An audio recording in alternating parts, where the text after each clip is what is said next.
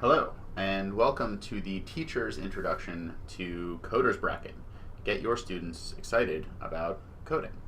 I'm Ben, and I'm a fellow here at Full Stack Academy, and we have come up with this interactive tool that combines computer programming and the March Madness basketball tournament that is going to help students learn to code and learn to program their computers in a really fun way.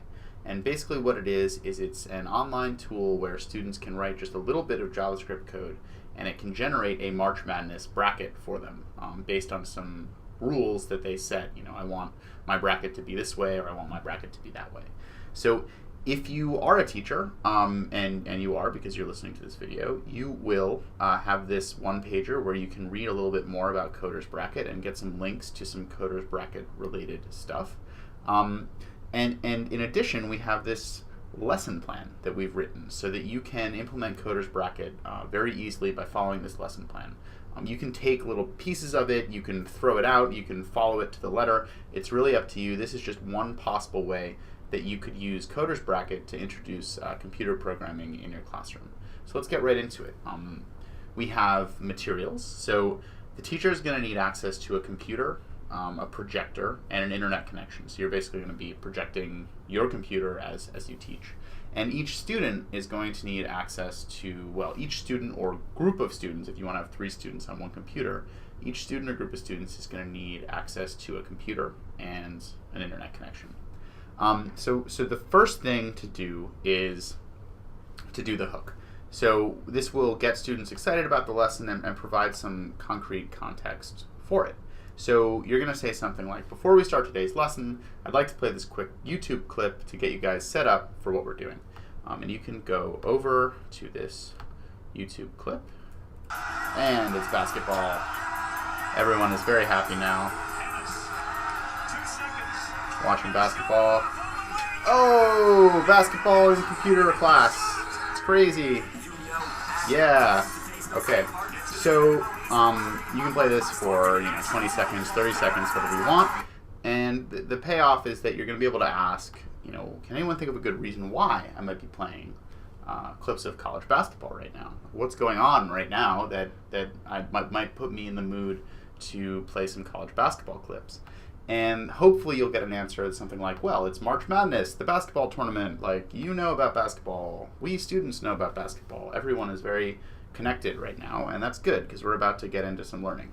So the intro to the lesson starts now, and you can say something like, okay, we're going to look today at something that people do for March Madness, setting up a March Madness tournament bracket to predict who's going to win the March Madness tournament. And you can show them this link of a March Madness bracket where all the teams will be listed in this column, and then the teams on the other side are listed in this column, and then the winner of the game goes on to the next column, and like that until you hit the final game and then the champion. So you can show this link and say something to the effect of what I just said, explaining how the bracket works, and then you can show this filled out link, which has all of the teams, and you see, okay, Louisville and the NCAT Liberty played, and Louisville won. So and then it keeps going until someone wins, Atlanta, Georgia, in the case of this bracket. And what you should note here is that all of this looks pretty fun to sort of have the best bracket of your group of friends and to show that you can predict basketball the best, like you know the most about basketball. But it's also a lot of work. I mean, think about writing all of these names into these columns and thinking about each one individually. And so you can say, well, one thing we can do to get rid of all this work that we have to do making a bracket is we can write a computer program. And computer programmers, professional computer programmers, the guys who make things like Facebook and Instagram, are actually really proud of how lazy they are. They have this attitude where they program computers to do everything that they don't want to do. So this is a great case where we as a class can try and act like that. We can try and be really lazy, and we're going to just make a computer do our brackets for us and hopefully get the best bracket that way. So now we're into the I do section of the lesson. And you are going to open up a link to Coder's Bracket by clicking this link. So you will have this open, and you will say something to the effect of, this is a website where we'll be making a program to fill out our tournament bracket. As you can see, we have a bracket ready on the right-hand side that's not filled out yet. And we have some JavaScript computer code on the left-hand side. JavaScript is a computer programming language that allows you, the programmer, to tell your computer exactly what you want it to do. So let's try to read this code on the left and predict what it's going to do. Like, how is this code going to generate a bracket for us? What is it going to be doing? So the code here says that it's a function, right? So we'll kind of figure out what that is. And the function knows about the game that's happening, team 1 in the game, and team 2 in the game. And so this is an example of what we could have, right? If team 1 has more free throws made, if the property free throws made of team 1, if team 1 has more free throws made than team 2, right? The free throws made by team 1 is greater, this is the greater than sign, just like in math, than the free throws made by team 2, we're going to say, hey, team 1 wins the game. Otherwise, team 2 is going to win the game. So again, the team with the most free throws is going to win, right? If team 1 free throws made is greater than team 2 free throws made, team 1 wins. Otherwise, team 2 wins. Now, this isn't maybe the best strategy for determining who's going to win a basketball game. There are lots of other factors, but this is sort of a simple strategy that you can show first to your students. So, we're going to think about this function kind of like the brain of a robot. We're going to tell the brain some rules. In this case, if team 1 has more free throws made than team 2, team 1 wins, otherwise team 2 wins. And then the computer is going to do those sort of rules over and over and over again. It's like a robot that's just doing the same thing over and over and over and over and over again, except you've been able to teach the robot exactly what you want it to do. So let's generate this, and let's see what it does. So we'll click generate, and voila. It looks that like Brigham Young has won our bracket, and that was super fast, right? Think about all the work that this computer has done for us. So we can, and you should show that we can generate this bracket again. So this is the same rules. Again, team 1 has more free throws made than team 2, therefore team 1 wins. If team 1 doesn't have more free throws made than team 2 wins. So we can generate this again, and we will get the same outcome. You should at this point probably ask a question, why? Why did we get the same outcome when we generated it again? And you're looking for an answer. You want to guide students to an answer because the code has not changed, right? The code is what's telling the bracket how to work. So if the code hasn't changed, then we should get the same bracket each time. So then you can sort of ask the question, what would happen if we change the code? And some student will say something like, we'll change the way that the bracket works. And so you say, okay, I'm going to do that. And you're gonna change this code so that we get a different bracket.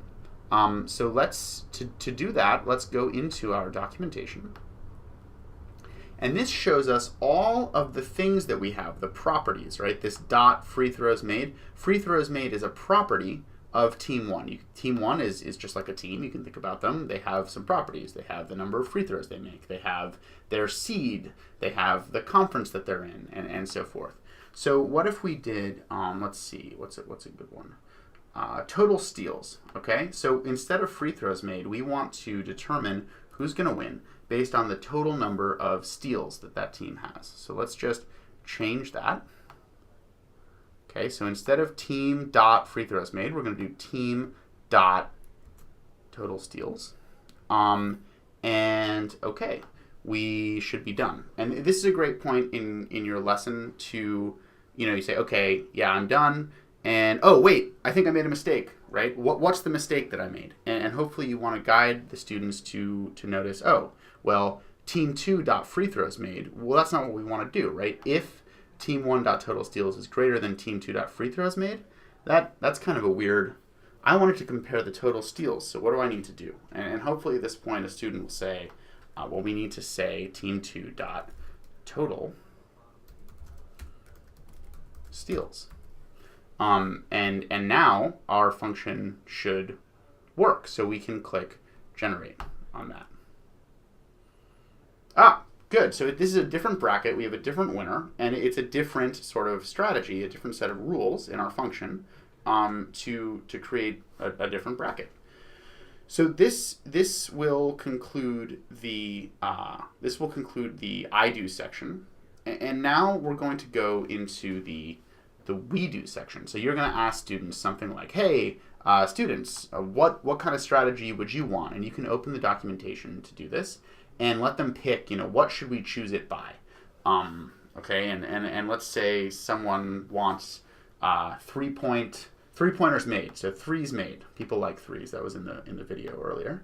So if they say threes made, you will copy threes made, close the documentation, and then you'll say, okay, well, how can we do this? What should I do? And they will say, right in that top if thing, right next to team 1, you want to change this to threes made, and this to threes made. So they now sort of have a feel for how this works, and you can hit generate, and you can keep going. So this can go on for however long, depending on how comfortable you are with JavaScript. You can add all kind. I mean, this will run any JavaScript that you put in there. So you could put like an or statement, or you could put an and. If team 1 threes made is that, those two didn't really make sense. But if team 1 threes made is greater than team 2 threes made, and something else, right? Like that you think up, you could change this function in any way you want. The only thing that is important is that you call team 1 wins or team 2 wins in your function. Otherwise, the function is not going to know what to do. You have to have a winner of the game. And again, this function is running for each game. It's determining the winner of this game by who has the most threes made. Who has the most threes made? It turns out that in this context, Florida had the most threes made to win the game. Good. So now that sort of concludes the we do. That can go on for as long or as short as you like, and you can do examples. You could have students come up to the projector and show and code as the class sort of tells them how to do it, and then you can open it up to the class to sort of make their own function, right? The one other thing that you would want to mention is you would want to completely break your code. Do something like that and hit generate, and it's going to, you want to set them up for success if they break the code, which they probably will. And if this happens to you, right, you're just loading, what you should do is you should go to the refresh button and refresh the page and close this pop-up, and your code will stay the same. But what you can do is you can go to examples, and you can choose one of the examples by the seed, for example, and you'll get a function that is very similar to what we were working on before, and you can just work from this function. Okay, so that's about it. Students, can create their own bracket strategies. Setting this up as a competition would be great, and thank you.